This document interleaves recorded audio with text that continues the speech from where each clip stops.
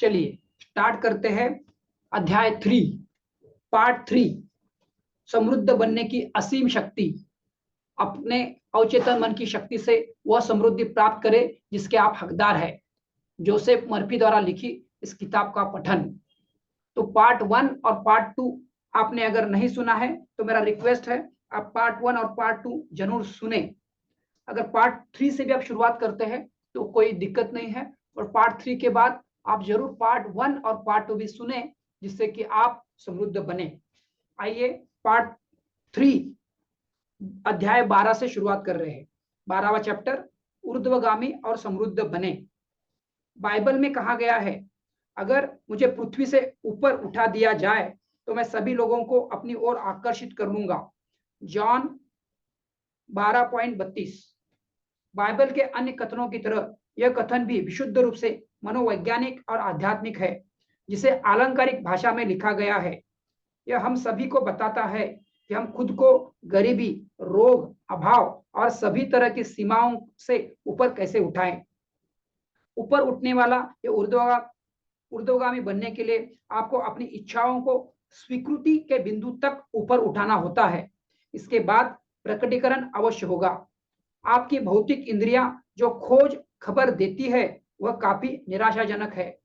ऊर्ध्वगामी के रूप में आप अपने भीतर मौजूद असीमित उपस्थिति तथा शक्ति की ओर मुड़ते हैं और वहां पर अपने मन का लंगर डाल लेते हैं। यह असीमित उपस्थिति आपकी पुकार पर प्रतिक्रिया करती है। जब आप दैविक शक्ति को पुकारते हैं तो आपको जवाब अवश्य मिलेगा।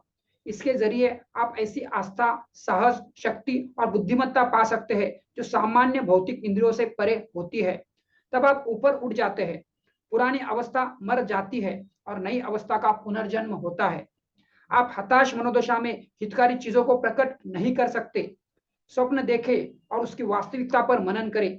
इस तरह आप तमाम बाधाओं और मुश्किलों से ऊपर उठ जाएंगे। जब आप अपने भीतर ईश्वर की उपस्थिति पर मनन करते हैं तो आप स्वयमेव अपने दिमाग में घुमड़ने वाले सभी डरावनी छायाओं को तितर बितर कर देते हैं।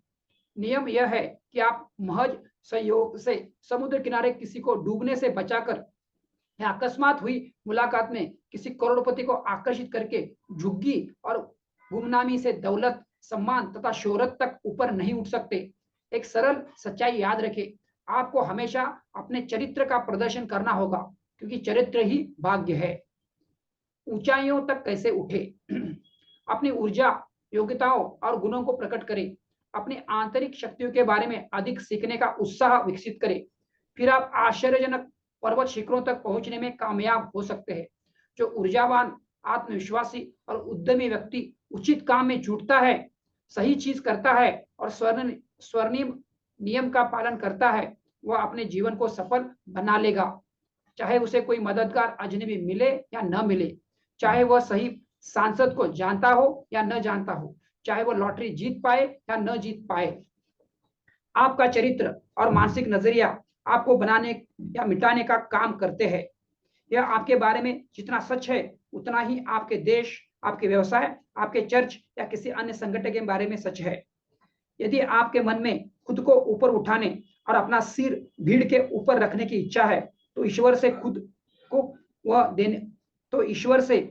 वह देने को कहे जिसकी आपको जरूरत है, और वह ऐसा अवश्य करेगा। आपके मन में जिस गुण की इच्छा है उस पर हर दिन मनन करके आप अपने अवचेतन मन में उसका निर्माण कर सकते हैं। विजय पाने की खुशी। आप यहाँ पर विकास करने, आगे जाने और अपने भीतर के देवत्व को खोजने के लिए आए हैं। आप यहाँ पर समस्याओं, मुश्किलों और चुनौतियों से दो चार होने और उन पर विजय पाने के लिए आए हैं। खुशी विजय पाने में है। यदि क्रॉसवर्ड पजल आपके लिए पहले से भी भरी हुई है तो यह संसार बहुत ही नीरस और बोझिल होगा। पुल बनाते वक्त इंजीनियर को सभी बाधाओं, असफलताओं और मुश्किलों को पार करने में खुशी होती है। आप यहाँ पर बुद्धिमत्ता, शक्ति और समझ में समृद्ध बनते हुए अपने मानसिक और आध्यात्मिक संसाधनों को पैना करने के लिए आए हैं, वरना आप कभी भी अपने देवत्व को नहीं खोज पाएंगे। कभी भी अपने छोटे बच्चे को हर चीज के लिए अनंत काल तक आप पर निर्भर न रहने दे। जब वो पर्याप्त बड़ा हो जाए तो उसे सिखाए कि लॉन कैसे तराशना है, अखबार कैसे बेचना है और पैसे कमाने के लिए छुटपुट काम कैसे अच्छी तरह करना है। उसे श्रम की गरिमा सिखाए। उसे यह भी सिखाए कि उसे पड़ोसी का लॉन तराशने या अखबार बेचने के बदले में जो पैसा मिलता है वो अच्छी तरह काम करने के बदौलत मिलता है। इससे आपके बेटे को अपनी उपलब्धि पर गर्व होगा और दूसरों की सेवा करने में अपने योगदान पर भी गर्व होगा। इससे वह स्वावलंब सीखेगा और उसका आत्मविश्वास भी बढ़ेगा। उसे यह भी सिखाए कि वह दूसरों में अच्छाई देखे और उसे प्रकट करे। जब आप ऐसा करेंगे तो वह हमेशा निर्भर, शिकायत करने वाला और रोने वाला नहीं बनेगा। इसके बजाय वह ऊर्ध्वगामी बनेगा। वह धन का सम्मान करेगा और अपने कमाए पैसे को बचाएगा। लेकिन आप उसे जो आसान पैसे देंगे वह कंप्यूटर गेम्स या पूल हॉल में बर्बाद कर देगा। दूसरों को ऊपर कैसे उठाए? आपको इस बारे में सतर्क रहना चाहिए कि आप दूसरों की मदद किस प्रकार करते हैं। कभी भी किसी व्यक्ति के विकास करने और बढ़ने का अवसर न छीने। जो युवक बहुत आसानी से और अक्सर पैसा तथा मदद पाता है उसे यह आत्म साक्षात्कार और श्रम से अधिक आसान लगता है। हमेशा मदद करते रहना उसके पूर्वशोचित विकास के लिए विनाशकारी है। हर समय मदद करना और उसके पूर्वशोचित गुणों के नष्ट करना छोड़ दे। उसे संघर्ष करके उभरने और अपनी आंतरिक शक्ति को खोजने का अवसर प्रदान करे, वरना वह दूसरों पर आश्रित हो जाएगा और हमेशा मदद मांगता रहेगा। मैंने एक महिला से कहा कि वह पूर्व से आए अपने एक रिश्तेदार को आश्रित बनाना छोड़ दे। उस महिला का नजरिया था, बेचारा टॉम यहाँ अजनबी है, उसके लिए नौकरी खोजना मुश्किल है आदि। वह उसका किराया चुकाती रही, उसके लिए किराना खरीदती रही और उसे पॉकेट मनी देती रही। उस महिला का कहना था कि वह ऐसा तब तक करती रहेगी जब तक कि उसे नौकरी न मिल जाए। टॉम को कभी नौकरी नहीं मिल पाई। उसके बजाय वह पूरी तरह आश्रित बन गया और वह इस बात पर महिला से चिढ़ता था कि वह उसे ज्यादा नहीं देती। क्रिसमस डिनर के दौरान उसने महिला की अधिकांश चांदी चुरा ली। वह महिला विलाप करने लगी, जब मैंने उसके खातिर इतना कुछ किया था तो उसने ऐसा क्यों किया। बहरहाल वह उसे अभाव और सीमा की निगाहों से ही देख रही थी। वह उसे ऊपर उठा नहीं रही थी। महिला को यह एहसास नहीं हुआ कि वह आदमी असीमित देवत्व के साथ एकरूप है और अपनी सही जगह पर पहुंचेगा। अलंकारिक भाषा में कहा जाए तो उस महिला ने स्वर्ग की दौलत के मानसिक वस्त्र पहनाने के बजाय उसे सांसारिक चितड़ों में लपेट दिया था। उस आदमी ने अवचेतन रूप से उसे पकड़ लिया और उसी के अनुरूप प्रतिक्रिया की। आपको उस व्यक्ति की मदद करने के लिए हमेशा तैयार रहना चाहिए जो सचमुच भूखा हो या अभाव या कष्ट में हो। यह सही, अच्छा और 16 आने सच है। बहरहाल इतना ध्यान रखें कि आप उसे अमर बेल न बना दे। आपकी मदद हमेशा दैवीय मार्गदर्शन पर आधारित होनी चाहिए। आपकी प्रेरणा इस तरह मदद करने की होनी चाहिए जिससे वह अपनी मदद स्वयं कर सके। सामने वाले को सिखाए कि वह जीवन की अमीरी कहाँ खोजे, किस प्रकार आत्मनिर्भर बने और मानवता के प्रति अपना सर्वश्रेष्ठ योगदान कैसे दे। यदि आप ऐसा करते हैं तो उसे कभी भी सूप के कटोरे, पुराने कपड़ों या खैरात की जरूरत नहीं पड़ेगी। ये चीजें तुमने की है और बाकी को अधूरा छोड़ दिया है। मैथ्यू 23:23। हम सभी मदद का हाथ बढ़ाना चाहते हैं, लेकिन दूसरों की कमियों, विकृतियों, आलस, उदासीनता और लापरवाही में योगदान देना गलत है। चरित्र ही भाग्य है। हम सभी यहाँ पहिए में अपने कंधे की ताकत से धक्का लगाने आए हैं। यदि आप सिर्फ एक लंगोट पहन रहे हैं तब भी किसी न किसी ने इसे आपके लिए बनाया था। आप दूसरों के लिए क्या कर रहे हैं? क्या आप काम कर रहे हैं और अपने गुणों और योग्यताओं का योगदान दे रहे हैं? कई भिखारी ऐसे भी हैं जो अच्छे खासे शरीर के बावजूद भीख मांगने को पेशा बना लेते हैं। जब तक आप उन्हें भीख देते रहेंगे वे कभी काम नहीं करेंगे। वे अमरबेल और परजीवी है, चाहे लंदन हो या न्यूयॉर्क या कोई और जगह। उनमें से कुछ बहुत दौलतमंद है तथा उनके पास आलीशान मकान व कारें हैं। हर व्यक्ति के भीतर अनखोजी प्रतिभाओं, शक्तियों और दौलत का विशाल खजाना भरा रहता है। हर व्यक्ति जिम्मेदार है और लड़कों को समाज के प्रति उनकी जिम्मेदारियों के बारे में जागरूक बनाना चाहिए। हम सभी जीवन की राह पर मानवता का हिस्सा है। आप यहाँ अपने हिस्से का काम करने के लिए आए हैं, चाहे यह पतवार खींचना हो या कार चलाना। जीवन आस्था, साहस, सहनशीलता, लगन और समर्पण को पुरस्कृत करता है तथा इन गुणों को बढ़ा देता है। बाधाओं से उबरने में ही आपके चरित्र का विकास होता है और चरित्र ही भाग्य है। आपका आंतरिक आश्रय। सरकार या लोगों पर नहीं बल्कि ईश्वर पर निर्भर रहे। सरकार आपको तब तक कोई चीज नहीं दे सकती जब तक कि वो पहले उसे आपसे ले न ले। इसके अलावा कोई भी सरकार शांति, सद्भाव, प्रसन्नता, संपन्नता, सुरक्षा, बुद्धिमत्ता, पड़ोसी के प्रति प्रेम, समानता, समृद्धि या अच्छाई के लिए कानून नहीं बना सकती। ये सब चीजें आपके भीतर के आध्यात्मिक संसार में आती है, संसार से आती है। वो परजीवी है जो अपने नाम, पृष्ठभूमि, खानदान या अच्छे चेहरे की बदौलत चलता रहता है। जब तक कि लोगों को यह एहसास नहीं होता कि भीतर से ही वो कितना खोखला है, फिर वह गिर जाता है क्योंकि उसके पास कोई आंतरिक सहारा और शक्ति नहीं होती। वह किस प्रकार शिखर तक पहुंचा? लॉस एंजलिस के एक बिजनेस एग्जीक्यूटिव ने मुझे बताया कि 1929 में जब शेयर बाजार लुढ़का तो उसका सब कुछ चला गया, उसके भाई का भी। उनमें से प्रत्येक के पास 10 लाख डॉलर से भी अधिक संपत्ति थी। उसके भाई ने आत्महत्या कर ली। उसने कहा कि अब उसका सब कुछ चला गया था, इसलिए जीने के लिए कुछ भी नहीं बचा था।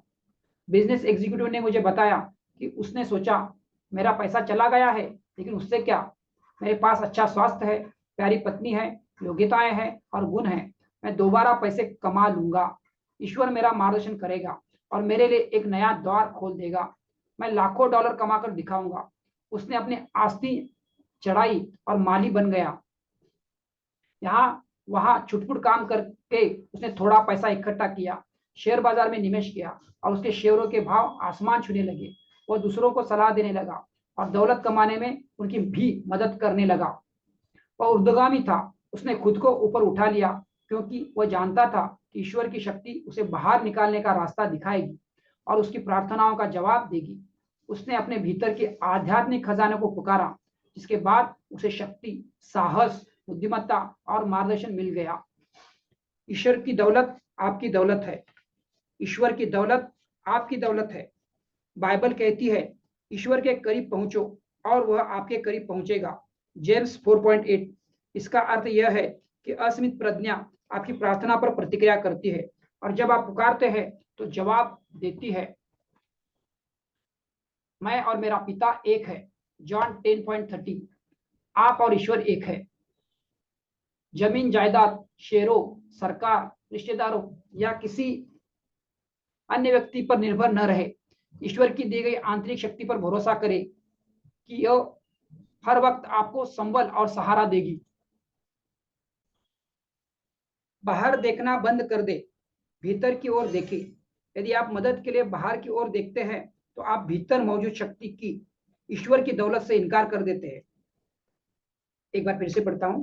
यदि आप मदद के लिए बाहर की ओर देखते हैं तो आप भीतर मौजूद ईश्वर की दौलत से इनकार कर रहे होते हैं और खुद को शक्ति, बुद्धिमत्ता तथा ज्ञान से वंचित कर रहे होते हैं। विश्वास करें कि आप भव्य आध्यात्मिक जीव है। अपने देवत्व को पहचाने। यदि नहीं, इस सत्य पर मनन करें कि आप यहाँ पर उस अनूठेपन को मुक्त करने के लिए आए हैं जो भीतर कैद है। आपको सहारा देने वाली एक असीमित शक्ति है। यह एहसास करके हमेशा ऊर्ध्वगामी बने।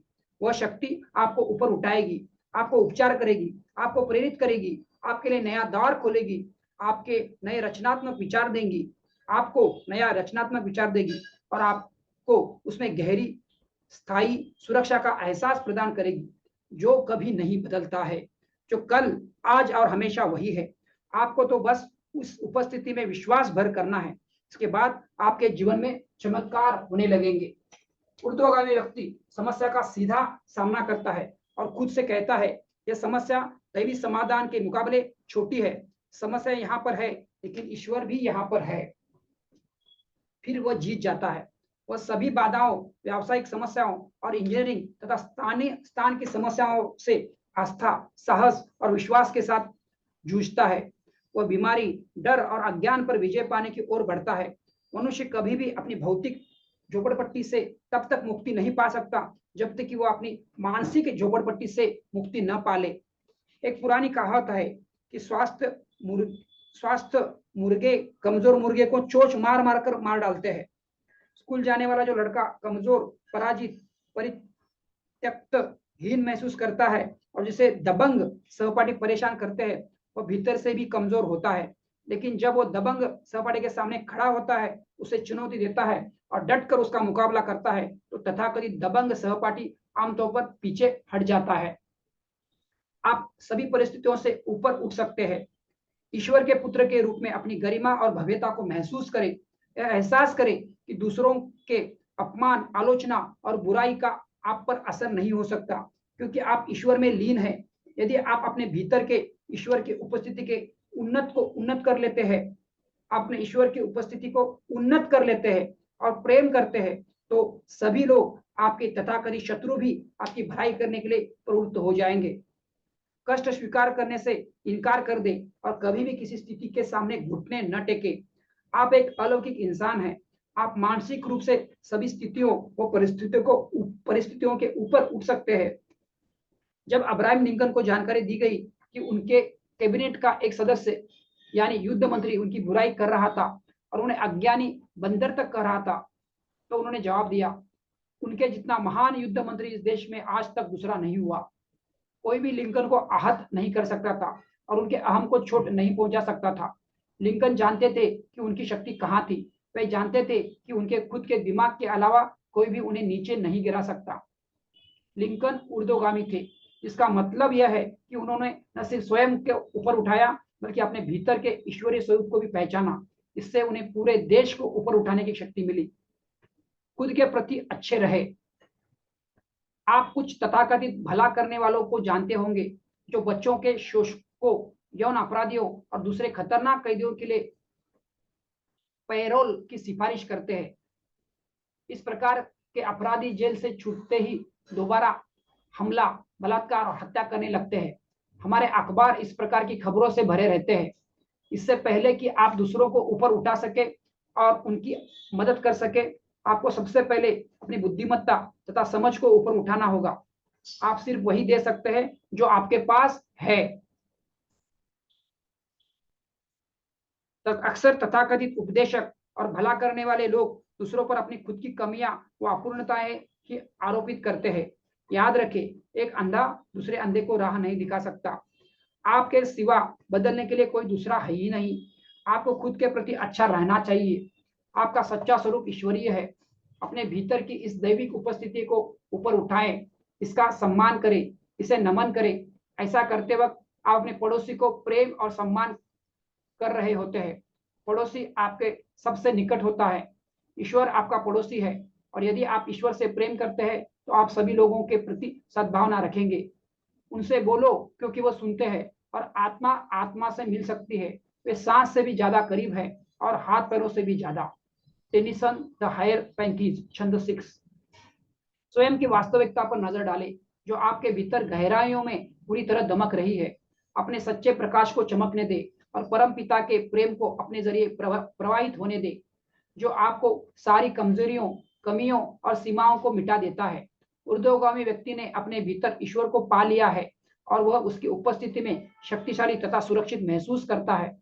ऊर्ध्वगामी जानता है कि वह यहाँ पर विजय पाने के लिए आया है, क्योंकि ईश्वर कभी असफल नहीं होता। क्योंकि वह ईश्वर के साथ है, इसलिए उसे कोई डर नहीं रहता और वह जरा भी कुंठित या परेशान नहीं होता। अपना नया आकलन करें। ऊर्ध्वगामी व्यक्ति संकल्प करता है, ईश्वर ने मुझे यह इच्छा दी है और ईश्वर की बुद्धिमत्ता इसके साकार होने की आदर्श योजना प्रकट करेगी। इस नजरिए से सारी कुंठा मिट जाती है। हम सभी परस्पर निर्भर है।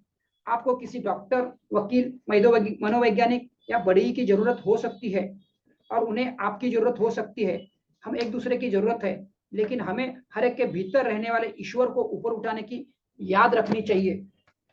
याद रखें, हर व्यक्ति को इस तरह देखने की आदत डालें जैसा उसे होना चाहिए। ईश्वर का पुत्र दैदीप्यमान, खुशहाल, समृद्ध और स्वतंत्र। ऊर्ध्वगामी बने। हर एक के दिल में वास करने वाले ईश्वर को ऊपर उठाए।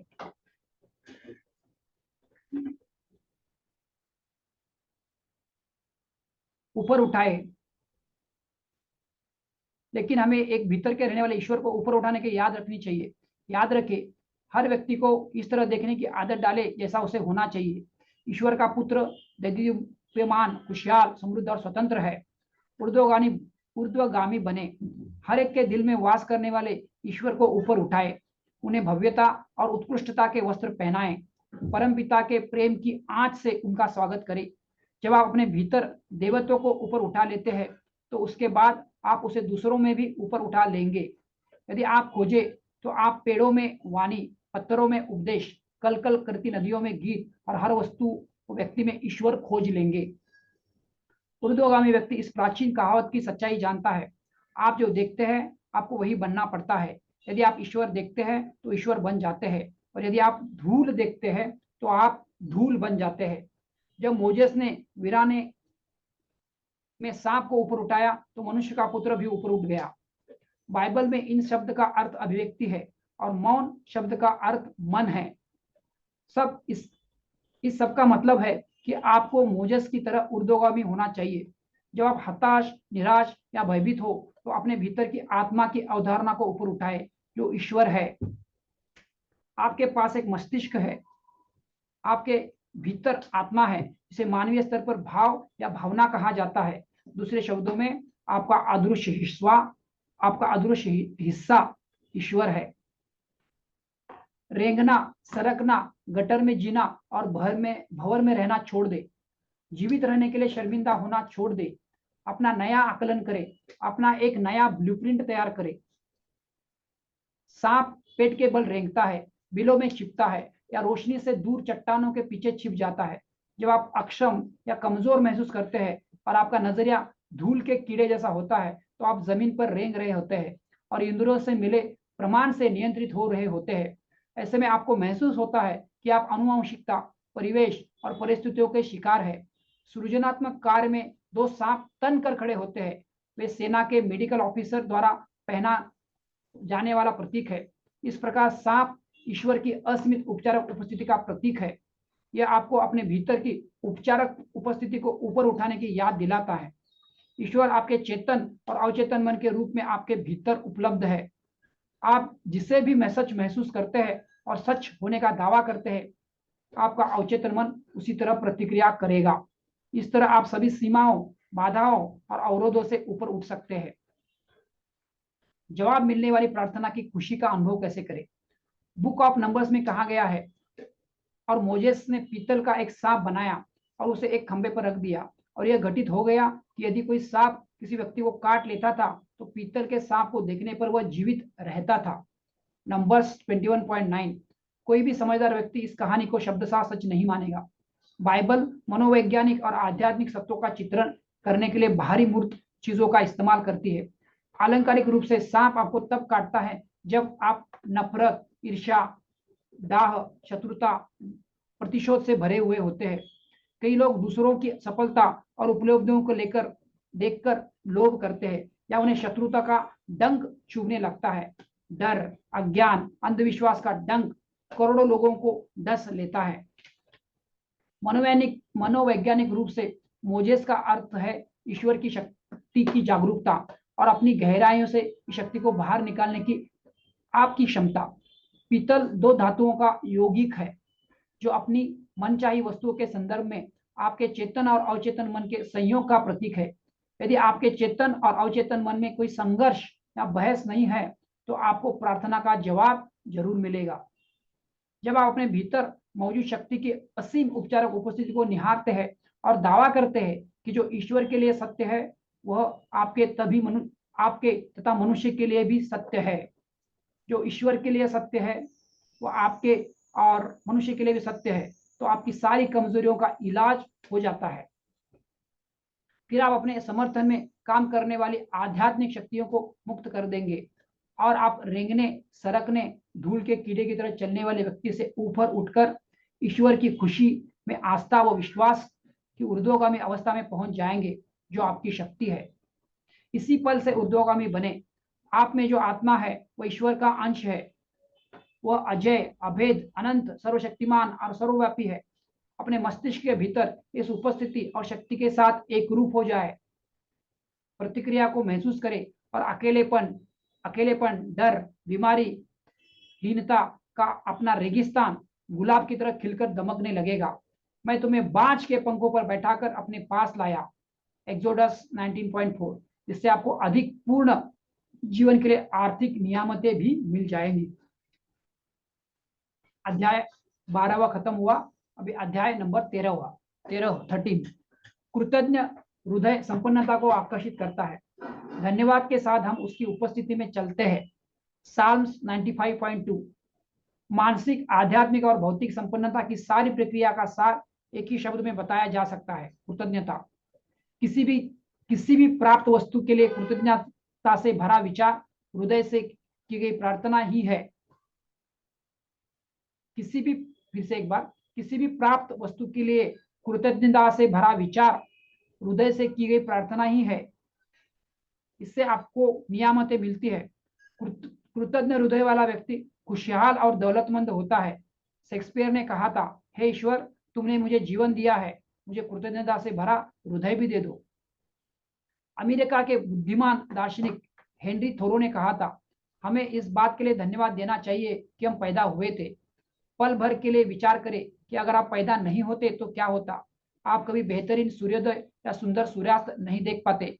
आप कभी अपने बच्चे की प्यारी आंखें और अपने कुत्ते की प्रशंसात्मक नजरें या स्वामी पर उसकी अपलक दृष्टि नहीं देख पाते। आप कभी प्रकृति के सौंदर्य या तारों से भरे आकाश को नहीं निगार पाते, जो आत्मा का दैनिक आहार है। आप कभी दर्द से लदे पहाड़ों को धूप में हीरो की तरह जगमगाते नहीं देख पाते। आप कभी अपने प्रियजनों के प्रेम पूर्व आलिंगन को महसूस नहीं कर पाते। आप कभी अपने आसपास की समृद्धि नहीं देख पाते और फूलों या ताजा ताजा कतरी गई घास की खुशबू भी नहीं सूंघ पाते। सुबह की सुंदरता के लिए शुक्रगुजार और कृतज्ञ हो कि आपके पास ईश्वर के सौंदर्य को देखने के लिए आंखें हैं, आसमान के संगीत और पक्षियों का गीत सुनने के लिए कान है, ईश्वर की धुन बजाने के लिए हाथ है और एक आवाज है जो आपको दूसरों से सुकून, साहस और प्रेम के शब्द बोलने में समर्थ बनाती है। अपने घर, प्रियजनों, रिश्तेदारों, कामकाज और व्यावसायिक सहयोगियों के लिए कृतज्ञ हो। बार बार कहे, मैं अपने परिवार के हर सदस्य के लिए प्रार्थना और दुआ करता हूँ। मैं धन्यवाद देता हूँ, मैं कृतज्ञ हूँ। मैं अपने पति अथवा पत्नी और बच्चे में ईश्वर को ऊपर उठाता हूँ और प्रशंसा करता हूँ। वे जो भी कर रहे हैं, मैं उस हर चीज के लिए दुआ करता हूँ। मैं जो भी उपहार गढ़ता हूँ, उनमें मैं उन सभी को आशीष देता हूँ। मैं जानता हूँ कि देना पाने से अधिक श्रेयस्कर है।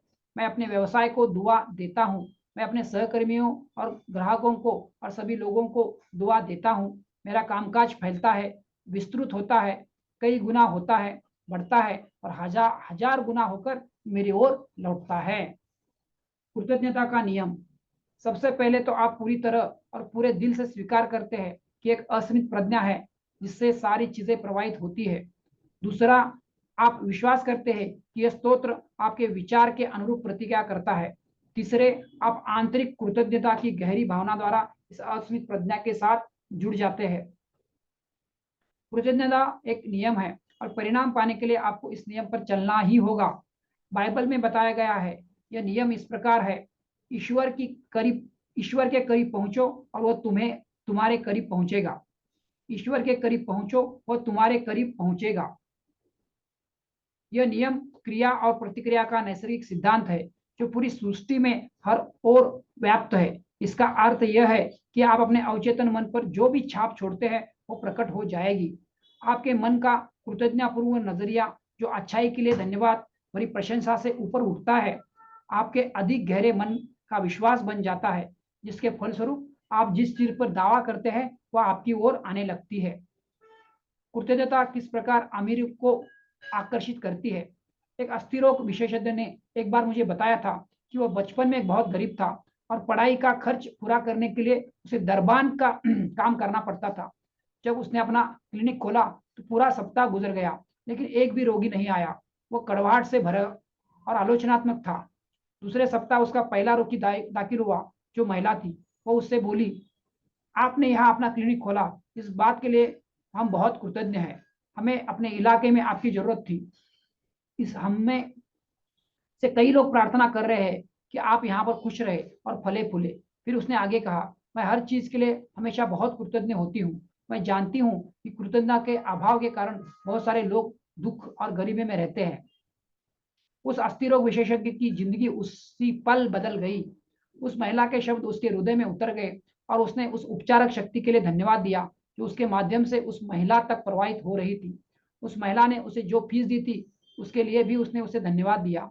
उसने जितनी ज्यादा कृतज्ञता से अपना मन अपने हर उपचार और अपनी सभी चीजों के स्तोत्र पर केंद्रित किया, उसे उतना ही ज्यादा मिला। उसका कृतज्ञ नजरिया उसके पूरे मन को सृष्टि की रचनात्मक शक्तियों के अधिक करीबी सामंजस्य में ले आया और उसके क्लिनिक में रोगियों की भीड़ लग गई। वह बुद्धिमत्ता में अमीर बना। उसने इलाज में कई चमत्कार किए और उसकी प्रैक्टिस बहुत समृद्ध हो गई। कृतज्ञता की तकनीक। एक पिता पढ़ाई पूरी करने के तोहफे के रूप में अपनी बेटी को दुनिया की सैर कराने का वादा करता है। उस लड़की को अभी सैर के लिए पैसा नहीं मिला है, नहीं वो भ्रमण के लिए गई है, लेकिन वो बहुत कृतज्ञ और खुश है। वो उतनी ही खुश है मानो वो सचमुच यूरोप और फिर एशिया के लिए जाने वाले जहाज पर सवार हो। वो जानती है कि पिताजी अपना किया वादा पूरा करेंगे। वो बहुत कृतज्ञ है और उसने सुखद आशा तथा कृतज्ञ हृदय के साथ उपहार को मानसिक रूप से स्वीकार कर लिया। आप शायद कभी कार खरीदने के लिए किसी कार डीलर के यहाँ गए होंगे, हालांकि उसके पास उस वक्त आपकी मनचाही कार स्टॉक में नहीं होगी। आपने बताया कि आप क्या चाहते हैं और सेल्समैन ने कहा कि वे आपको ऑर्डर कर देंगे तथा कार उपलब्ध करा देंगे। अपने सेल्समैन को धन्यवाद दिया और बिना कार लिए लौट आए। आपको पूरा विश्वास था कि निकट भविष्य में आपको अपने ऑर्डर के अनुरूप कार मिल जाएगी, क्योंकि आपको उस डीलर की ईमानदारी पर भरोसा था। अब जरा सोचिए, आपको असीम और परम पिता के सृजनात्मक नियम पर कितना ज्यादा भरोसा करना चाहिए, जो कभी नहीं बदलता और जो उसमें हमारे विश्वास पर हमेशा प्रतिक्रिया करता है। धन्यवाद क्यों दे? हर चीज के लिए धन्यवाद दे। थेसेलोनियस 5:18। आदिमानव की ईश्वर की अवधारणा बचकानी थी। वह उसे ऐसे मानव के रूप में देखता था जो सृष्टि को तानाशाही अंदाज में चलाता था। आदिमानव उस दासों की तरह प्रतिक्रिया करता था जो पुराने सामंतों के सामने रेंगते व चापलूसी करते थे, जिन सामंतों के हाथों में दासों के जीवन और मृत्यु की शक्ति होती थी। इस प्रकार आदिमानव ईश्वर के सामने लेटकर, भीख मांगकर, निवेदन करके और गिड़गिड़ा कर उसकी कृपा हासिल करना चाहता था। आज मनुष्य को असीमित प्रज्ञा के रूप में आज मनुष्य ईश्वर को असीमित प्रज्ञा के रूप में देखता है, जो सृजनात्मक नियम के माध्यम से कार्य करता है। यह नियम अव्यक्तिगत है, ये व्यक्तियों में भेद नहीं करता और कभी भी नहीं बदलता। यह आज, कल और हमेशा समान रहता है। दैवीय उपस्थिति में व्यक्तित्व के सभी तत्व होते हैं, जैसे प्रेम, खुशी, शांति, बुद्धिमत्ता, ज्ञान और सद्भाव। यह उस व्यक्ति के साथ निजी तथा अंतरंग बन जाती है जो इसके तालमेल में होता है और सभी प्रकार के नियम पर काम करता है। जो मनुष्य असीमित उपस्थिति और शक्ति के चमत्कारों, खजानों और प्रतिज्ञा को खोजता है, तो उसके भीतर तुरंत ही प्रार्थना और कृतज्ञता का भाव उपजता है। उसकी आत्मा प्रसन्न हो जाती है। जैसे जब कोई बच्चा रसायन शास्त्र या प्रकृति का कोई रहस्य खोज लेता है, तो वह रोमांचित हो जाता है और खुशी खुशी अपने पिता को इस खोज के बारे में बताता है। वो अपनी खोज पर खुश होता है और प्रशंसा चाहता है। 10 साल के एक छोटे लड़के ने मुझे एक एस्ट्रे भेंट की जो उसने स्कूल में खुद बनाई थी। उसने कहा कि उसने किस प्रकार धातुओं को लिया और उन्हें जोड़ा। आप उसकी आंखों में रोमांच और आश्चर्य के भाव देख सकते हैं। इससे लड़के की प्रेरणा मिलेगी कि वह आगे चलकर स्कूल की प्रयोगशाला में अधिकाधिक रहस्य खोजे। प्रशंसा और कृतज्ञता। ईश्वर प्रशंसा और कृतज्ञता से ईश्वर या नियम पर फर्क नहीं पड़ता, लेकिन वे हमारे दिलो दिमाग का कायाकल्प कर देते हैं और असंख्य स्तोत्रों से हमारी ओर सभी प्रकार की अच्छाई को आकर्षित करने वाले आध्यात्मिक व मानसिक चुंबर बन जाते हैं, जिसमें पैसा भी शामिल है। आपकी कृतज्ञता, प्रशंसा और धन्यवाद चापलूसी या दास्ता के नजरिया से व्यक्त नहीं होनी चाहिए। मानो वह आप एहसान चाहते हो, मानो आप कोई एहसान चाहते हो। इसके बजाय यह तो आपके अवचेतन मन की गहराइयों में एक रोमांचक यात्रा होना चाहिए। यहाँ आप ईश्वर के नियमों की समीक्षा करते हैं और उनमें गहन रुचि लेने लगते हैं। इस प्रकार आप आनंदित होंगे कि जिन चीजों की आपको जरूरत है और जिन पर आप दावा करते हैं, वे सभी सैद्धांतिक रूप से आपके भीतर है तथा इंतजार कर रही है कि आप खुशी से व कृतज्ञ हृदय से उन्हें प्राप्त करें। जब आप जीवन और ईश्वर के सर्वव्यापी सिद्धांतों के बारे में जागरूक बनते हैं तथा उनकी कद्र करते हैं, जिसने आपको आरंभ से अब तक हर चीज दी है, तब आप सचमुच कृतज्ञ होते हैं और आपका हृदय प्रशंसा से भरा होता है। सभी चीजें तैयार है, बस्ती बस्ती सभी चीजें तैयार है, बशर्ते मस्तिष्क तैयार हो। शेक्सपियर। धन्यवाद का चमत्कार। एक आदमी ने कहा, बिलों का ढेर बढ़ता जा रहा था, मेरे पास पैसे नहीं थे, मुझे दिवालियेपन का आवेदन करना होगा, मैं क्या करूं? मैंने सुझाव दिया, हर सुबह 2-3 बार 10-15 मिनट के लिए वो शांति से बैठ जाए और साहस के साथ कहे, परम पिता आपकी अमेरिका के लिए इसी क्षण धन्यवाद। परम पिता आपके अमेरिका के लिए इसी क्षण धन्यवाद। वो शांत और आरामदेह अंदाज में तब तक रहे जब तक कि कृतज्ञता की भावना या मानसिक अवस्था उसके दिमाग में बैठ न जाए। वह जानता था कि दौलत का विचार चित्र ही उस धन दौलत का मूल कारण है जिसकी उसे जरूरत है। उसका विचार भाव दौलत का मूल था जिस पर किसी प्रकार की पुरानी कंडीशनिंग का कोई असर नहीं हो सकता था। बार बार परमपिता धन्यवाद, परमपिता धन्यवाद दोहराने से उसका दिल और दिमाग स्वीकृति के बिंदु तक ऊपर उड़ गए। जब भी डर के विचार उसके मन में आते थे तो वो तत्काल परमपिता धन्यवाद, परमपिता धन्यवाद उतनी बार कहता था जितनी बार आवश्यक होता था। वह जानता था कि अगर वह यह कृतज्ञ नजरिया रखेगा तो वह दौलत के विचार से अपने मस्तिष्क की दोबारा कंडीशनिंग कर देगा। यही हुआ। वह एक सामाजिक समारोह में एक पूर्व नियोक्ता से मिला जिसने उसे मैनेजर बना दिया और उसे एडवांस में बहुत सारा पैसा दिया जिससे वह अपने सारे बिलों का भुगतान कर पाया और कर्ज से बाहर निकल सका। उसने मुझसे कहा कि वह परमपिता धन्यवाद के चमत्कारों को कभी नहीं भूल पाएगा। कृतज्ञता का महत्व। कृतज्ञता आपको असीमित के तालमेल में रखती है और सृजनात्मक नियम के साथ जोड़े रखती है। कृतज्ञता का महत्व सिर्फ अपनी और वरदान आकर्षित करने तक ही सीमित नहीं है। आपको याद रखना चाहिए कि यदि आपका हृदय धन्यवाद से भरा हुआ न हो तो आप अपनी वर्तमान स्थितियों और परिस्थितियों के संदर्भ में असंतुष्ट हो जाते हैं। यदि आप अपना ध्यान गरीबी, अभाव, अकेलेपन, गंदगी, घटियापन और संसार की मुश्किलों की तथा समस्याओं पर केंद्रित करते हैं तो आपका मन इन सभी चीजों का रूप ले लेता है। यह आकर्षण के नियम की बदौलत होता है जो कहता है कि जिस पर आप ध्यान देते हैं उसका आप अनुभव भी करते हैं। याद रखें, यदि आप अपने मन को अभाव और सीमा पर केंद्रित रखने की अनुमति देते हैं तो आप दुख और हीन चीजों से ही घिरे रहेंगे। आपका ध्यान जीवन में सर्वोच्च और सर्वश्रेष्ठ पर केंद्रित करें। इससे आपके जीवन में सर्वोच्च और सर्वश्रेष्ठ चीजों का अनुभव होगा तथा आप ऐसी ही चीजों से घिर जाएंगे। आपके अवचेतन मन का सृजनात्मक नियम आपको उस वस्तु की छवि और समानता में ढाल देता है जिस पर आप मनन करते हैं। दरअसल आप वही बन जाते हैं जिस पर आप मनन करते हैं। कृतज्ञ व्यक्ति लगातार और हमेशा जीवन की अच्छी की आशा करता है तथा उसकी आशा हमेशा साकार रूप धारण कर लेती है। आपको जो भी अच्छी चीजें मिलती है उनके लिए केवल कृतज्ञ होने की आदत डालना ही आवश्यक नहीं बल्कि अनिवार्य भी है। दूसरे शब्दों में लगातार धन्यवाद देते रहे। सभी लोग अपने कल्याण में योगदान देते हैं, इसलिए आपको कृतज्ञता की अपनी प्रार्थना में सभी लोगों को शामिल करना चाहिए। इससे आप सभी की अच्छाई के साथ अवचेतन संप्रेषण में भी पहुंच पाएंगे और जीवन, पृथ्वी तथा सभी लोगों की दौलत अपने आप आपकी ओर आकर्षित होने लगेगी। क्या आप खुशहाली की कदर करते हैं? कुछ साल पहले मैंने स्थानिक अखबार में एक व्यक्ति के बारे में पढ़ा जो 2 वर्ष की उम्र से दृष्टिहीन था। उसकी एक आंख तो पूरी निकालनी पड़ी, लेकिन बाद में डॉक्टर ने दूसरी आंख का ऑपरेशन किया और पहली चीज जो उसने देखी वो थी उसकी पत्नी का चेहरा। उसके लिए वो बहुत सुंदर थी और वो उससे अधिक अद्भुत चीज की कल्पना नहीं कर सकता था।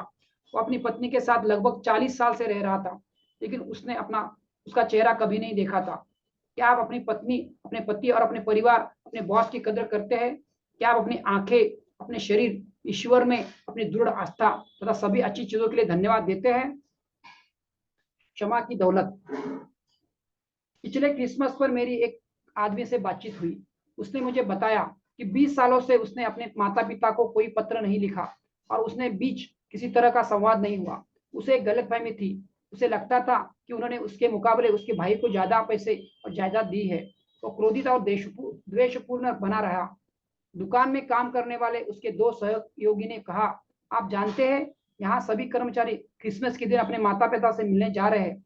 माता पिता का होना कितना अच्छा होता है। काश हमारे पास क्रिसमस पर यह करने का अवसर होता। हम अनाथ है, हमें अपने माता पिता के बारे में कुछ नहीं पता। माता पिता का होना कितना बढ़िया होता है। यह बात उस आदमी के दिल को छू गई। माता पिता के प्रति उसका सारा क्रोध व शत्रुता तत्काल काबू हो गई और वह उनके लिए उपहार लेकर क्रिसमस पर गया। उनका पुनर्मिलन बड़ा सुखद रहा। उपहार के तौर पर उसके माता पिता ने कुछ मूल्यवान शेयर दिए, जिसका मूल्य उस राशि से बहुत अधिक था जो उसके हिसाब से उसके भाई को ज्यादा दी गई थी। क्षमा करना भी देना है। प्रेम, शांति और जीवन की सभी नियामतें किसी दूसरे को देना, और आप जो देते हैं वही आपको मिलता है।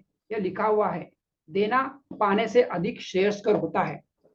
कृतज्ञता 5 करोड़ डॉलर को आकर्षित करती है।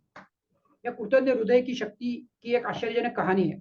युवक का नाम लुसियन हैमिल्टन टाइम था। वो पिरोपिया इलियान में जन्मा था।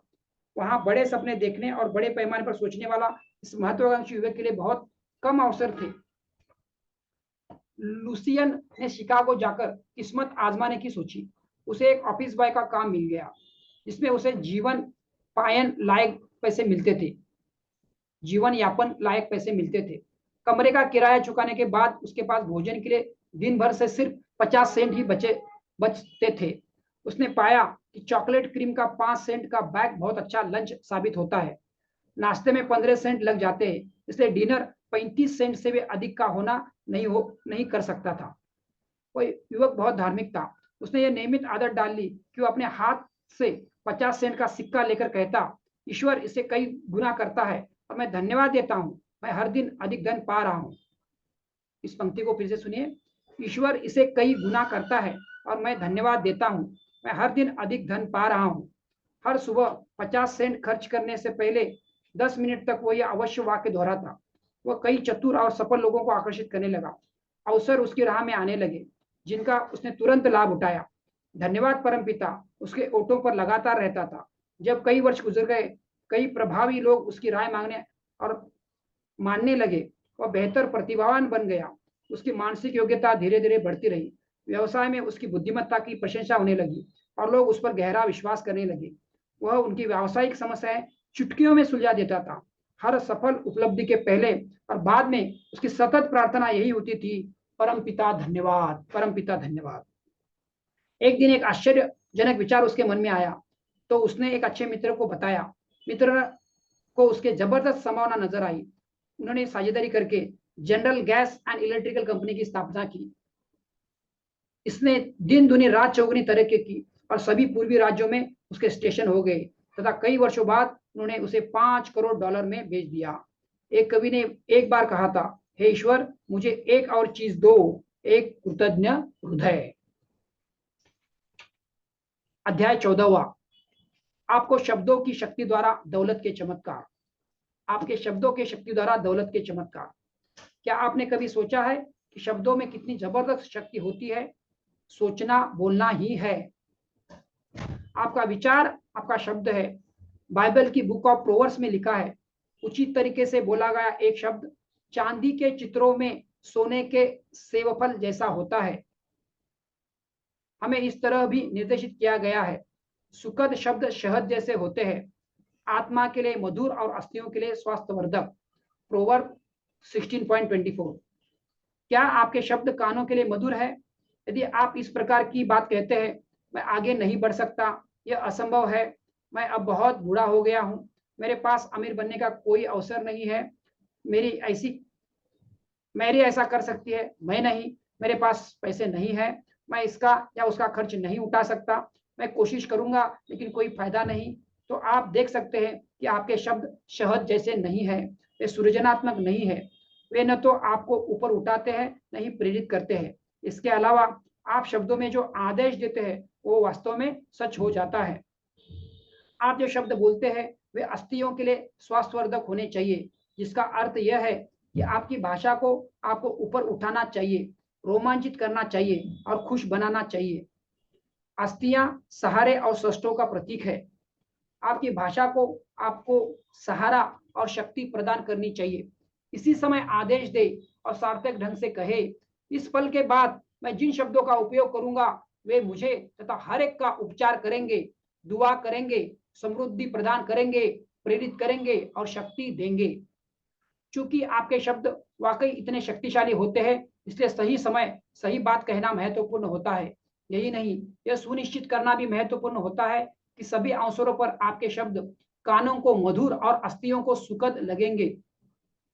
मायने के डॉक्टर फिनिच पार्कहर्स्ट स्पिम्बी ने 100 वर्षों से भी अधिक समय पहले यह संकेत दिया था कि आदि मानव के मन में अपनी आशाओं, आकांक्षाओं, हसरतों, पसंद, नापसंद और डर के संप्रेषण की इच्छा थी। उसके मन में ये विचार और भावनाएं अपने साथी मनुष्य तक संप्रेषित करने की गहन इच्छा थी। इसका प्रमाण पहले गुर्राहट और आहों से मिला। आखिरकार उसने बुनियादी शब्द गढ़ लिए। फिर वो मानसिक और आध्यात्मिक विकास के अनुरूप अपने शब्द भंडार को बढ़ाता गया। विचार और भावनाएं व्यक्त करने की एक क्षमता के बाद शब्दों के माध्यम से सारे संसार में ज्ञान फैलने के लिए अंततः प्रिंटिंग प्रेस, पुस्तक, टाइपराइटर और असंख्य अन्य आधुनिक आविष्कार आए। मार्कोनी ने संसार भर में अपने शब्द भेजने का निर्णय लिया। उसके रिश्तेदारों ने सोचा कि उसका दिमाग चल गया है, सटक गया है। उन्होंने उसे कुछ समय तक पागलखाने में भी भर्ती कर रखा। अंततः उसका विचार संप्रेषण में एक नया आयाम ले आया और उसी विचार के जरिए आज हम समय तथा दूरी पर विजय पा चुके हैं। आज आप एक फोन उठाकर संसार के दूसरे सिरे पर रहने वाले व्यक्ति से बात कर सकते हैं। भाषा के चमत्कारों को पहचानें और यह भी कि आप जिन लोगों से संवाद करते हैं उन्हें आप किस तरह दुआ दे सकते हैं, उन्नत कर सकते हैं, समृद्ध बना सकते हैं और प्रेरित कर सकते हैं। अधिकार के साथ शब्दों का उपयोग करना। अधिकार के साथ शब्दों का उपयोग करना। शब्द शक्ति परमाणु हथियारों या बमों से भी ज्यादा शक्तिशाली है, क्योंकि शब्द ही वो आदेश देते हैं कि उन हथियारों का उपयोग किया जाए या नहीं। शब्द परमाणु शक्ति के उपयोग का आदेश जहाज को महासागर में चलाने के लिए भी दे सकते हैं और किसी शहर या देश को तबाह करने के लिए भी। सोलोमन ने कहा था, बुद्धिमान की जुबान स्वास्थ्यवर्धक होती है, प्रोवर्ब 12.18। और यह भी जीव में मृत्यु और जीवन की शक्ति है, प्रोवर्ब 18.21। यही अधिकार के साथ शब्दों का इस्तेमाल करने की कुंजी है। मैंने ये शब्द ऐसे आदमी के सामने दोहराए जो अस्पताल में हृदय के रोग के कारण भर्ती था। वह दिन के अधिकांश समय इन्हें बोलने में लगा, मैं पूर्णतः स्वस्थ हूँ, ईश्वर मेरा स्वास्थ्य है। मैं पूर्णतः स्वस्थ हूँ, ईश्वर ही मेरा स्वास्थ्य है। जब वो बहुत बढ़िया ढंग से ठीक हो गया तो उसके चिकित्सक को बड़ी हैरानी हुई। उसने दोबारा कार्डियोग्राफ लिया जिसमें उसका हृदय सामान्य निकला। उसने शब्दों का उपयोग अधिकार और विश्वास से किया, जिसकी बदौलत वे उसके अवचेतन मन तक पहुंच गए, जिसने उसी अनुरूप प्रतिक्रिया की। उसने मुझसे कहा, स्वास्थ्य ही धन है। अब मैं फिर से अपने परिवार वालों और कामकाज के पास जा सकता हूँ जिन्हें मेरी जरूरत है, और अपने बच्चों की पढ़ाई पूरी करवाना चाहता हूँ, कर सकता हूँ। उसके शब्दों ने उसे दौलत दिलाई। एक व्यवसायी से मेरी बातचीत हुई। उसने कहा कि व्यावसायिक जगत में उसकी दौलत और सफलता की कुंजी इन शब्दों के पीछे स्थित सत्य का निरंतर एहसास था। जो शब्द मैं बोलता हूँ वे सजीव है और जीवन है। जॉन 6.63। उसने कहा, मेरी दौलत तथा नियामतें इन्हीं शब्दों और इन्हें सही अंदाज में बोलने की देन है। मैं इन शब्दों में अपनी सबसे गहरी भावना भर देता हूँ। मैं जानता था कि मेरी भावना उनके पीछे की सजीवता का वास्तविक प्रमाण है और उसी से उन्हें सृजनात्मक शक्ति मिलती थी। उस आदमी ने व्यवसायिक जगत में महान चीजें हासिल की और खुद के सामने यह साबित कर दिया कि सही तरीके से सही शब्द बोलने पर दौलत मिलती है। शब्दों पर अधिकार किस प्रकार नियामतें दे सकता है। एक रियल एस्टेट ब्रोकर ने मुझे यह रहस्य बताया कि वह अपने अवचेतन मन को किस प्रकार नियंत्रित करता है और किस तरह आदेश देता है। उसके आदेश के शब्द ये है, मेरे शब्द उन सभी को उपचार देते हैं, स्वस्थ करते हैं, ऊर्जा देते हैं, समृद्ध करते हैं, संतुष्ट करते हैं और अमीर बनाते हैं। जिनके संपर्क में आता हूँ या जिनके साथ मैं व्यवसाय करता हूँ, उसका नजरिया यह है कि वो दूसरों को जितनी अधिक जीवंतता, प्रेम, सद्भाव और दौलत देता है, उसके पास उतना ही अधिक रहता है। नियाग्रा जलप्रपात इसलिए शक्तिशाली है क्योंकि यह उन्मुक्तता से लगातार बहता रहता है। यह ब्रोकर बेहद लोकप्रिय और सफल है। यह यकीन करता है कि आप जो आदेश देते हैं वही पाते हैं, जैसा बाइबल में वादा किया गया है। तुम जिस चीज का आदेश दोगे वो तुम्हारे लिए स्थापित कर दी जाएगी और तुम्हारी राहें रोशन हो उठेगी। जॉब 22.28। किस प्रकार जीवित शब्द सजीव हुआ। एक बार मैंने आर्थिक समस्याओं से जूझने वाले एक आदमी की मदद करने की कोशिश की। मैंने गौर किया कि वो लगातार कह रहा था, यदि मेरे हाथ में थोड़ा पैसा आ जाता तो सब सही हो जाता। मैंने उसे बताया कि उसे अपने बोले गए हर आलसी शब्द पर ध्यान देना था। मैंने कहा कि अवचेतन मन मजाक नहीं समझता, बल्कि उसके लिए आदेश को शब्दशः स्वीकार करता है। उसके हाथ लगातार कांप रहे थे। जिन शब्दों का वो इस्तेमाल कर रहा था वे शंका और चिंता का संकेत दे रहे थे तथा आर्थिक रूप से उसे पेंडुलम की स्थिति में रखे हुए थे। वह शब्दों की कायाकल्प करने वाली शक्ति का उपयोग करने लगा ताकि वह सजीव बन जाए या आकार साकार हो जाए। फिर उसने बारंबार घोषणा की, मैं दौलत और सफलता का आदेश देता हूँ। मैं जानता हूँ कि ये शब्द मेरे अवचेतन मन में धस जाएंगे, क्योंकि मैं उन्हें अर्थपूर्ण ढंग से और पूरी गंभीरता से कहता हूँ। मैं आर्थिक रूप से सुरक्षित हूँ, मेरे पास जरूरत का सारा धन है और मैं धन्यवाद देता हूँ। जल्द ही हवा का रूप पलट गया। उसके हाथों की स्थिति भी ठीक हो गई और उसकी आर्थिक स्थिति भी। फिर शब्द सजीव हो गया और हमारे बीच रहने लगा। जॉन 1.14। जीवित शब्द चमत्कार करता है। जिस विचार को आप विश्वास के साथ अपने दिलो दिमाग में रखते हैं वो आपके शब्दों की गुणवत्ता और प्रकृति के अनुरूप साकार हो जाता है। शब्द वे मानसिक समतुल्य है जो उनकी छवि और समानता के अनुरूप परिणाम देते हैं। ऐसा न सिर्फ हमारे शरीर में बल्कि हमारे सारे परिवेश, संबंधों और मामले में होता है। मेरी एक सहयोगी डॉक्टर ओलिवर गेज दूसरों को समृद्ध बनाने के लिए शब्द की शक्ति का निरंतर इस्तेमाल करती है। वे सामने वाले की मनचाही चीज, अच्छी चीज के संबंध में सकारात्मक कथनों का इस्तेमाल करती है, जिसका अर्थ है आपके दिमाग में वो यह स्थापित करना, पक्का करना और वास्तविक बनाना। जब कोई अधिक वस्तु या धन चाहता है तो वे दिन में अक्सर उसके लिए सकारात्मक कथन कहती है, ईश्वर अमीर है, मेरी ईश्वर की संतान है और अब वो अमीर है, आमीन। इन सरल तरीके से उन सभी लोगों को समृद्ध परिणाम मिलते हैं जो उनकी मदद लेते हैं। इन शब्दों ने कई लोगों के जीवन में चमत्कार कर दिए। किस प्रकार शब्द चमत्कारी शक्ति उत्पन्न करते हैं। किस प्रकार शब्द चमत्कारी शक्ति उत्पन्न करते हैं। लाजरस की कब्र पर ईसा मसीह चमत्कारी शक्ति को आदेश देते हुए जोर से कहते हैं, लाजरस आगे बढ़ो, जॉन 11.43। और पुनर्जीवित व्यक्ति अपनी बहन तथा अपने मित्र ईसा मसीह का अभिवादन करने के लिए आगे बढ़ जाता है। जिन्होंने अधिकार के साथ बोला था उन्होंने उस व्यक्ति की तरफ बोला था जिसके पास अधिकार हो। मैथ्यू 7.29। अपने शब्दों की शक्ति से मंत्रमुग्ध हो जाए। कभी भी अभाव, सीमा, विवाद या बुरे समय के शब्दों का उपयोग न करें, बल्कि एक नया शरीर और एक नया परिवेश बनाना शुरू करें। साथ ही आदेश दे कि अपने शब्दों को बदलकर मानसिक और भौतिक दौलत भी बनाएं। साहस के साथ घोषणा करें, दौलत आओ, स्वास्थ्य आओ, सफलता आओ। इससे आप जवाब पाने वाली प्रार्थना की खुशी महसूस करेंगे। किस प्रकार शब्दों ने ग्राहकों को आकर्षित किया। जिन लोगों ने ब्रह्मांडीय मानसिक शक्ति के आश्चर्यजनक नियम पर मेरी समृद्धि की कक्षा में हिस्सा लिया, उन्हें शब्दों की शक्ति के बेहतरीन परिणाम मिले। मैंने सुझाव दिया कि वो कुछ आकर्षक लगने वाले शब्द ले और हर दिन तो अलग अलग समय लगभग 10 मिनट तक बार बार आदेश दे। कई ने मुझे बताया कि वे ऑफिस में काम करते हैं, इसलिए वे जोर से नहीं बोल सकते, इसलिए जो वे घटित करवाना चाहते थे उसे उन्होंने लिख दिया। वे उन कथनों को मन ही मन बार बार दोहराते रहे। इस प्रकार वे अपने विचार धीरे धीरे अवचेतन मन तक पहुंचाते रहे।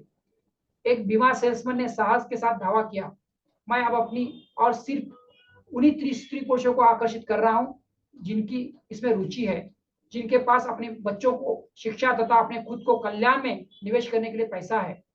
संकल्प से भरे इन शब्दों को निरंतर उपयोग से उसने रुचि लेने वाले इतने ज्यादा लोगों को अपनी ओर आकर्षित कर लिया जितना पहले कभी नहीं किया था। अब हर जगह से उसे संदर्भ मिलने लगे और उसके जीवन स्तर में जबरदस्त उछाल आ गया। याद रखें, शब्दों की शक्ति ईश्वर द्वारा मनुष्य को दिए गए सबसे बड़े उपहारों में से एक है। जानवर बोल या हंस नहीं सकते। आपको यह एहसास होना चाहिए कि आप शब्दों का उपयोग दुआ या बद्दुआ देने के लिए कर सकते हैं, उपचार करने के लिए कर सकते हैं, बीमार करने के लिए कर सकते हैं। अमीरी या गरीबी उत्पन्न करने के लिए कर सकते हैं, अपनी बेहतरी या बदतरी के लिए कर सकते हैं। अपने शब्दों की शक्ति का इस्तेमाल अपने खिलाफ करना छोड़ दे, हमेशा दुआ दे, तब आपको जीवन में कांटे नहीं फल मिलेंगे। उसके शब्दों ने एक वसीयत प्रकरण सुलझा दिया। सैन फ्रांसिस्को की एक महिला मेरी पुरानी मित्र है। उसने मुझे कुछ समय पहले फोन किया और बताया कि उसके पिता ने अपनी वसीयत में उसे हिस्सा नहीं दिया था। जायदाद उसके परिवार के बाकी 5 सदस्यों यानी अपने भाई बहनों के में बराबर बांटी जा रही थी। उसने मेरे सुझाव पर एक वकील से परामर्श किया और हर दिन 3-4 बार 15 मिनट तक ये शब्द कहे, जायदाद का एक दैविक सद्भावनापूर्ण समझौता हो रहा है। जो दैविक अधिकार से मेरा है वो मेरे पास आ रहा है। मैं अपने भाई बहनों को दुआ देती हूँ, वे मुझे दुआ देते हैं और सुखद अंत होता है। एक आध सप्ताह बाद उसने वकील ने उसे फोन करके बताया कि उसके भाई बहन यह नहीं जान चाहते कि वो वसीयत को चुनौती दे। उन्हें महसूस हो रहा था कि उनके पिता ने उसके साथ अन्याय किया था, क्योंकि उसने एक विधर्मी व्यक्ति से शादी कर ली थी। उन्हें लग रहा था कि इससे उनके पिता को कोई मतलब नहीं होना चाहिए था कि वह किससे विवाह करती है, और वे उसे जायदाद में बराबर का हिस्सा देने के लिए तैयार है। वहां पर सचमुच सद्भावना पूर्वक कानूनी समझौता हुआ, जिसमें हर एक को बराबरी का हिस्सा मिला। आपके उपचारक शब्द शब्द मानव जाति द्वारा प्रयुक्त सबसे शक्तिशाली औषधि है। रुडियार्ड किपलिंग बाइबल कहती है, उसने अपना शब्द भेजा और उनका उपचार कर दिया। साल्म 107.20। हम में से हर व्यक्ति शब्दों का उपयोग अपने लिए भी कर सकता है और दूसरों के लिए भी। यदि हमें तुरंत परिणाम नहीं मिलते हैं तो इसका कारण है कि हमारी आस्था या विश्वास की प्रकृति। देखिए, चाहे वो कोई प्रियजन हो या मित्र, हमें किसी दूसरे के लिए उपचारक शब्दों का इस्तेमाल इस तरह करना चाहिए। या महसूस करें कि ईश्वर की उपस्थिति आपके मित्र को सराबोर कर रही है और उसके चारों ओर है। यह सद्भाव, सेहत और शांति की उपस्थिति है।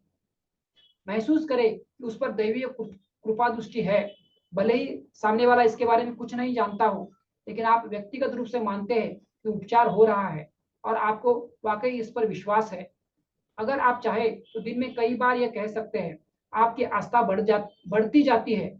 उपचार धीरे धीरे या तुरंत हो सकता है, जो आपके विश्वास के अनुरूप होगा।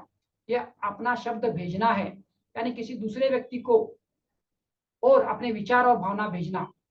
धर्मगुरु ईसाइया ने कहा था, ईश्वर ने मुझे ज्ञानी की जुबान दी है ताकि मुझे पता रहे कि थके हुए व्यक्ति से शब्द कैसे बोला जाए। ईसाइया 50.4। प्रोत्साहन, प्रशंसा, प्रेम का एक शब्द, इसकी शक्ति कौन माप सकता है। शिक्षकों का कहना था कि लड़का मंदबुद्धि है और कभी कुछ नहीं सीख सकता। शिक्षकों के अनुसार उससे कोई उम्मीद नहीं थी। बहरहाल उसकी माँ प्रेम व आस्था में समृद्ध और शक्ति संपन्न थी। हर दिन वह बारंबार इस प्रकार का संकल्प करती थी, ईश्वर मेरे लड़के से प्रेम करता है और उसकी परवाह करता है। ईश्वर की प्रज्ञा उसके भीतर उमड़ती है। ईश्वर की बुद्धिमत्ता उसके माध्यम से काम कर रही है। वह ईश्वर की आदर्श अभिव्यक्ति है। यह लड़का अब सामान्य है और स्कूल में बहुत अच्छा प्रदर्शन कर रहा है। यह आपके शब्दों की आध्यात्मिक संपत्ति है, बशर्ते वे प्रेम और समझ से भरे हो। इस महिला के शब्दों में सामंजस्य बनाने और उपचार करने की शक्ति थी। उसके शब्दों ने भुगतान करवा दिया। एक इंजीनियरिंग फर्म के क्रेडिट मैनेजर के पास कई डुबत खाते थे, जो कुल मिलाकर $30,000 के थे। मैनेजर ने पिछले डुबत खातों की सूची बनाई और हर सुबह काम पर जाने से पहले वह हर का नाम लेता था तथा उस तरह से शब्द बोलता था, फला व्यक्ति समृद्ध हो चुका है, नियामतें पा चुका है और उसकी अच्छाई कई गुना हो चुकी है। वह अपने सारे कर्ज तुरंत चुका देता है। वह ईमानदार, गंभीर और न्यायपूर्ण है। मैं उसके चेक के लिए इसी वक्त धन्यवाद देता हूँ। वह धन्य है, हम धन्य हैं, मैं धन्यवाद देता हूँ। आमीन। उसके अधिक गहरे मस्तिष्क को दिया गया उसका यह कथन या आदेश उसके हर ढीले ग्राहक तक पहुंच गया। उन सभी ने 1 महीने के भीतर पूरा भुगतान कर दिया। आस्था और विश्वास के उसके शब्दों को उसके अवचेतन मन ने स्वीकार कर लिया था और वे टेलीपैथी के माध्यम से उन लोगों तक पहुंच गए जिन पर कर्ज बाकी था और जिन्होंने इससे पहले भुगतान के उसके बारंबार आग्रहों की कोई जवाब नहीं दिया था। इसके शब्दों ने किस प्रकार रोजगार के नए द्वार खोल दिए। उसके शब्दों ने किस प्रकार रोजगार के नए द्वार खोल दिए। 60 वर्षीय एक महिला ने दावा किया कि उसे नौकरी नहीं मिल रही है और उम्र के कारण उसके लिए सारे द्वार बंद हो चुके हैं। फिर उसने इस प्रकार संकल्प लिया, मैं ईश्वर की संतान हूँ। मेरे पिता ने मुझे हमेशा सार्थक रोजगार दिया है। मेरे पिता मुझे अच्छा भुगतान देते हैं और मेरे लिए एक नया द्वार खोलते हैं। उसे नई शक्ति और आत्मविश्वास मिला जो उसके व्यक्तित्व में तुरंत झलकने लगा। वह कई एजेंसियों से जाकर मिली और नौकरी के बारे में पूछताछ करने लगी। जल्द ही एक नियोक्ता ने उसे एक अच्छा पद दे दिया। नियोक्ता ने खुशी खुशी उसे नौकरी पर रखा। उसे उस महिला के स्थायित्व, वफादारी और वर्षों के अनुभव की बदौलत किसी बुद्धिमानी की ही तलाश थी। आपके शब्द आपकी समस्याओं को सुलझा सकते हैं। एक युवा सेक्रेटरी एक बहुत सख्त मालिक के लिए काम करती थी, जिसकी भाषा थोड़ी पर पीड़क किस्म की थी। उस सेक्रेटरी ने इस तरह का कथन कहा, सृष्टि में मेरे मालिक जैसा कोई इंसान नहीं है। ईश्वर मेरे मालिक के माध्यम से सोचता है, बोलता है और काम करता है। ईश्वर इसमें है और उसके माध्यम से बोलता है तथा काम करता है। कुछ ही समय बाद उस मालिक ने व्यवसाय की बागडोर अपने बेटे के हाथों में सौंप दी, तो जल्द ही उस सेक्रेटरी से प्रेम करने लगा। लेखक को यह कहते हुए खुशी हो रही है कि उसे उनका विवाह करने का सौभाग्य हासिल हुआ था। इस युवती ने अपने शब्दों को नियंत्रित किया और उसे दैवीय जवाब मिल गया। जब आप असीमित के दृष्टिकोण से बोलते हैं तो आपके शब्द सच है, इनमें शक्ति होती है और वे साकार होते हैं। प्रारंभ में शब्द था और शब्द ईश्वर के पास था और शब्द ही ईश्वर था। जॉन 1:1। 15वां अध्याय। मौन ईश्वर में मस्तिष्क का विश्राम है। मौन जिस प्रकार नींद शरीर को तरोताजा करती है तथा पोषण देती है, उसी प्रकार ईश्वर के साथ संपर्क से मनुष्य को पोषण, संबल तथा ऊर्जा मिलती है। इमर्सन ने कहा था, आइए मौन हो जाए ताकि हम देवताओं की फुसफुसाहट सुन सके। मौन अपने ध्यान और इंद्रियगत जागरूकता को बाहरी संसार से हटाकर अपने आदर्श, लक्ष्य या उद्देश्य पर केंद्रित करने में निहित है। जबकि आप जानते हो कि आपके अवचेतन मन की असीमित प्रज्ञा अपरिहार्य रूप से प्रतिक्रिया करेगी और जवाब प्रकट करेगी। हर व्यक्ति जीनियस होता है। आप संसार में ईश्वर की सभी शक्तियों और गुणों के साथ आए हैं। आप व्यक्ति के रूप में सोचने की शक्ति के साथ आए हैं। आप सोचते हैं, इसलिए आप में सृजन करने और अपनी मानसिक धारणाओं तथा विश्वासों को अपने आसपास के संसार में आरोपित करने की शक्ति है। यदि आप अपनी सृजनात्मक शक्ति के बारे में जागरूक है तो आप अमीर है। आपकी अमीरी, यहाँ तक कि आपकी सुरक्षा भी सृजन के करने की आपकी शक्ति में निहित है। आपकी अमीरी, यहाँ तक कि आपकी सुरक्षा भी सृजन करने की आपकी शक्ति में निहित है। एक फिल्म स्टूडियो के भ्रमण के दौरान मैंने एक पटकथा लेखक से पूछा, आप कैसे काम करते हैं? जब आप कोई नाटक लिखते हैं तो आप क्या करते हैं? उसने कुछ इस तरह जवाब दिया, मैं अपने मस्तिष्क को शांत तथा शिथिल कर देता हूँ और बस बहाव में बहने लगता हूँ। मैं बस इतना जानता हूँ कि पटकथा का मूल विचार क्या है।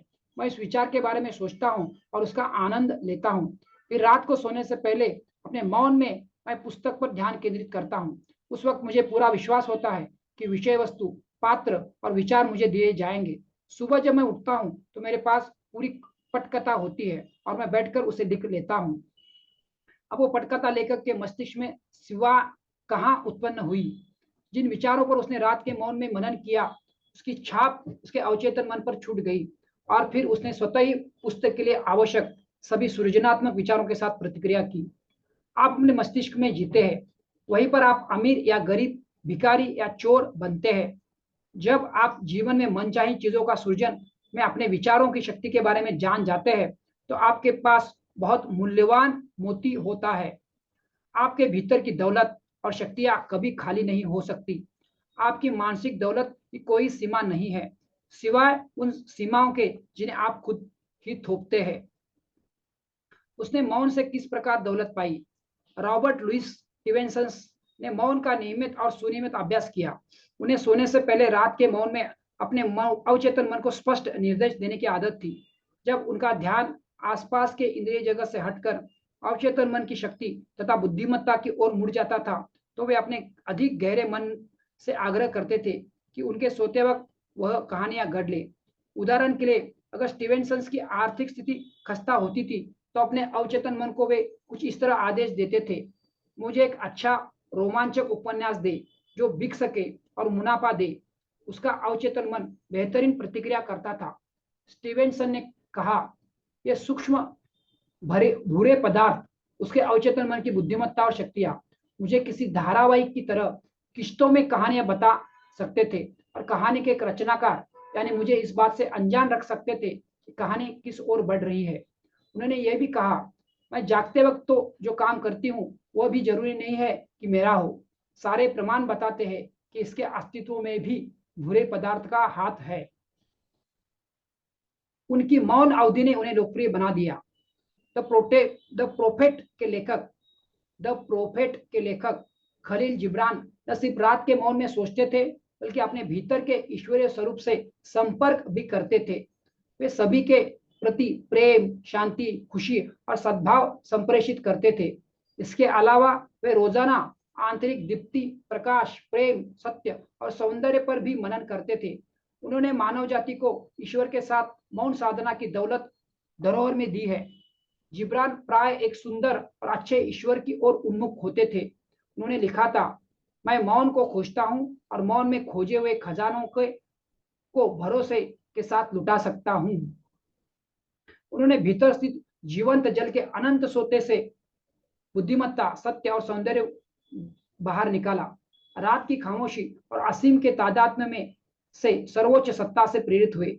उन्होंने बुद्धिमत्ता के भव्य मोतियों का सृजन किया, जिन्होंने उन्हें मशहूर और काफी दौलतमंद भी बना दिया। मौन में एक रोमांचक प्रयोग। मेरे दर्जी ने मुझे अपनी पुत्री के एक रोमांचक व्यवसायिक प्रयोग के बारे में बताया। वह न्यूयॉर्क में एक फैशन शो में मॉडलिंग करने जा रही थी और उसने अपने पिता से कहा, मैंने आज शो में $8,000 का एक सुंदर अरमान कोट देखा। मैं जानती हूँ कि हम इसका खर्च नहीं उठा सकते, लेकिन मैं अपने दिमाग में एक प्रयोग करने जा रही हूँ। ओह, मुझे तो वह चाहिए ही।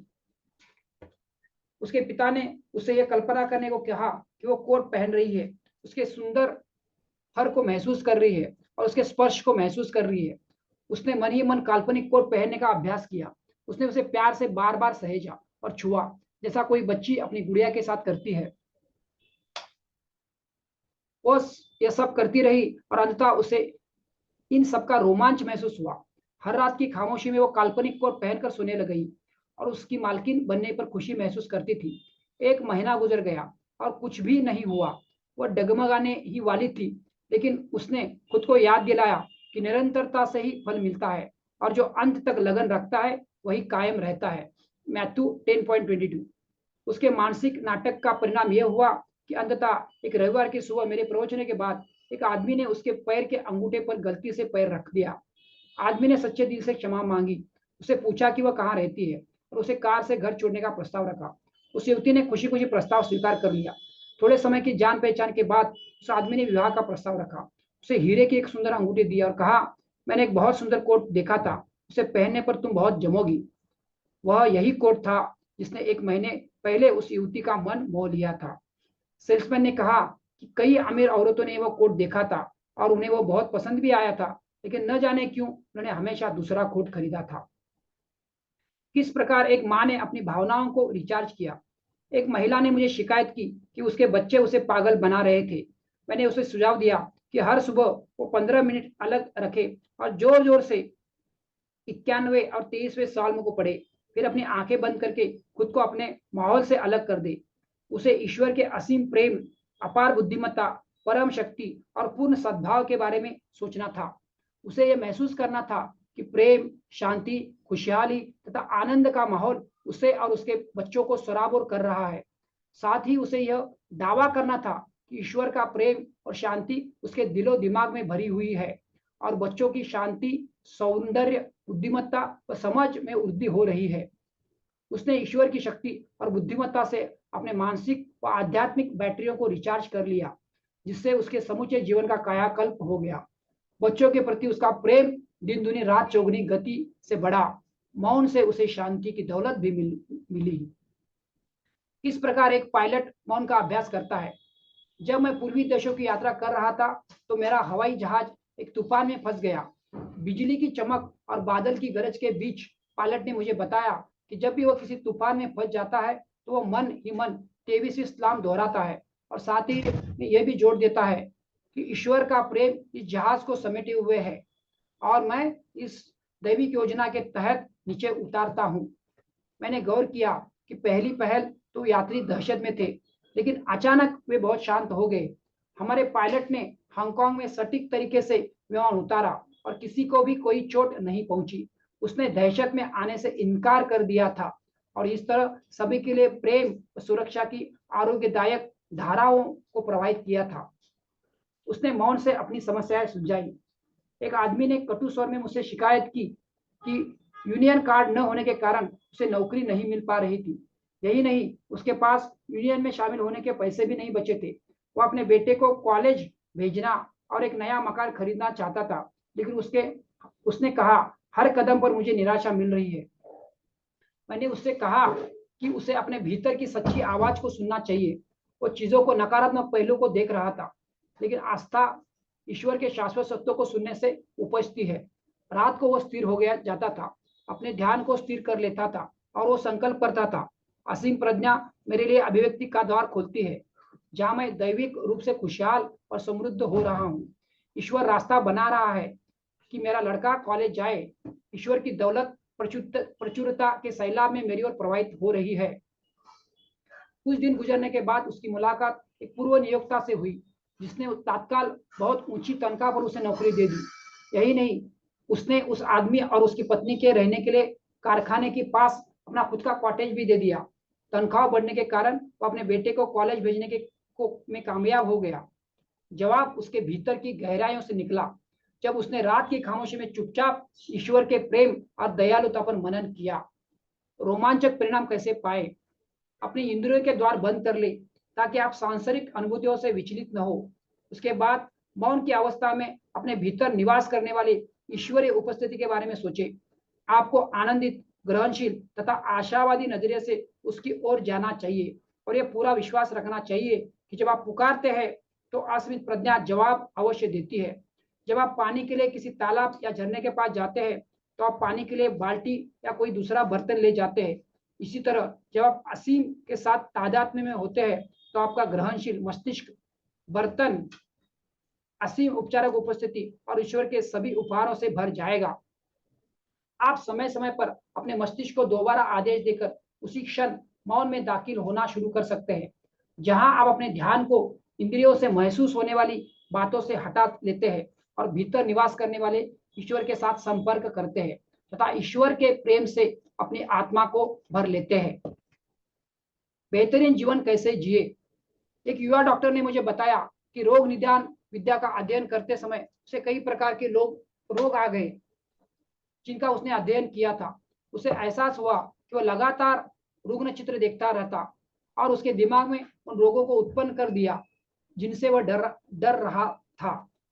बहरहाल अपनी दशा का कारण मालूम होने के बाद स्थिति को दुरुस्त करने के लिए उसने यह मनन किया कि सारे रोग रोगियों के विकृत मानसिक विचारों के कारण उत्पन्न होते हैं।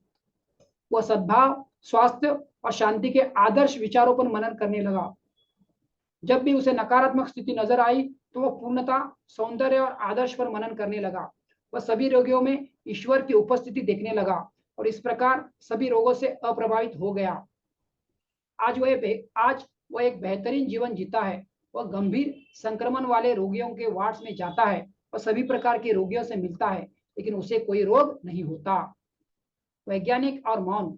एक मशहूर इंजीनियर और आंतरिक वैज्ञानिक के सामने जब समस्या आती है तो अपने रिसर्च ऑफिस में अकेला बैठ जाता है और मन ही मन इस प्रकार मनन करता है, मुझे इस वक्त दैवीय समाधान के बारे में जागरूक बनाया जा रहा है।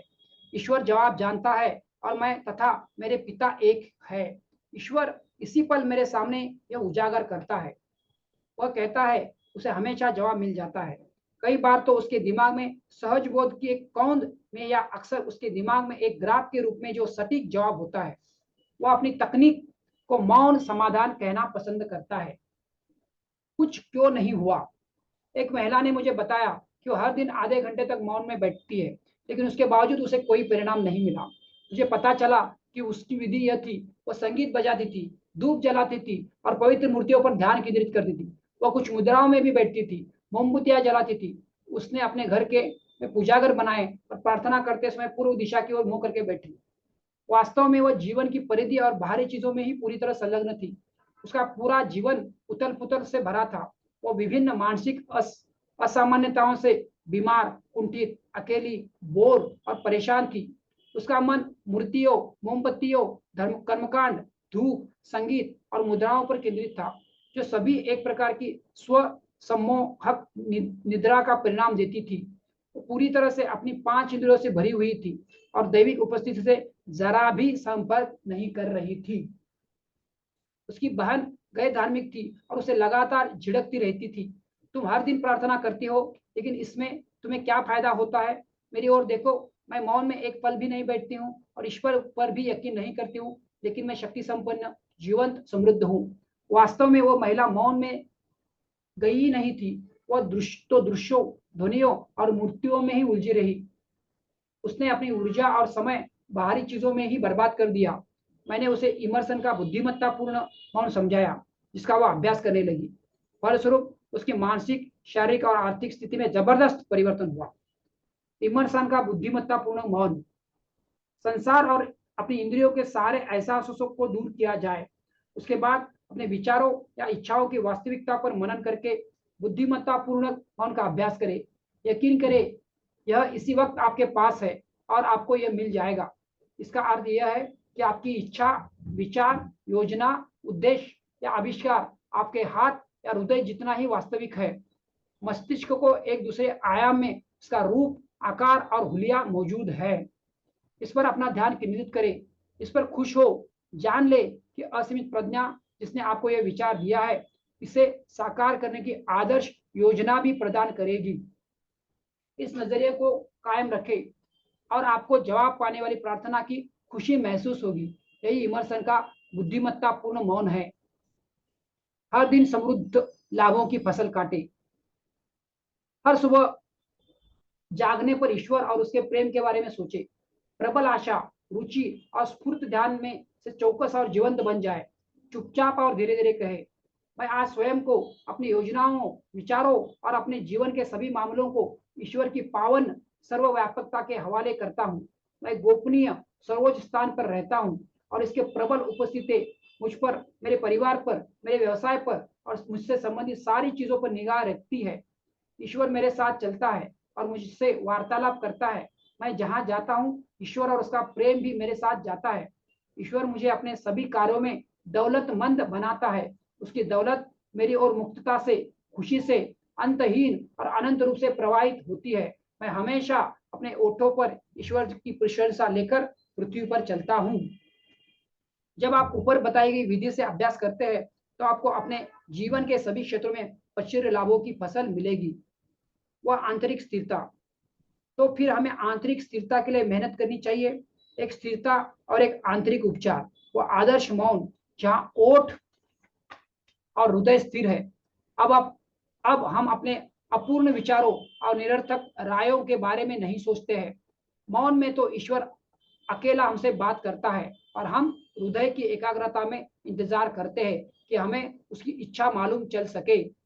अपनी आत्मा के मौन में हम उसकी इच्छा सुनते हैं और उसका बताया काम करते हैं। Long fellow.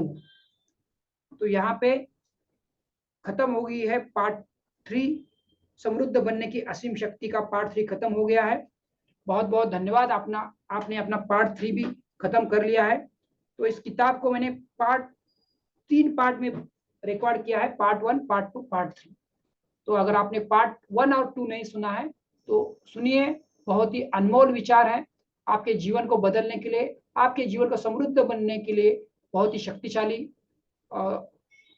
अभ्यास इसमें दिया है, बहुत शक्तिशाली तंत्र दिए इसमें दिया है, बहुत शक्तिशाली विचार इसमें दिया है। तो जरूर आप इसका लाभ ले। और आपको ये असल पसंद आया है तो और लोगों को भी समृद्ध बनाने के लिए निमित्त बने। इस ऑडियो वीडियो को ज्यादा से ज्यादा लोगों तक पहुंचाए, उन तक भी ये जोसेफ मर्फी का समृद्ध बनने की असीम शक्ति इस किताब का ज्ञान जाए, सो दैट उनके समृद्धि में भी आप भी निमित्त बन सके। फिर से एक बार आपने अंत तक देखा, सुना, इसलिए आपका धन्यवाद।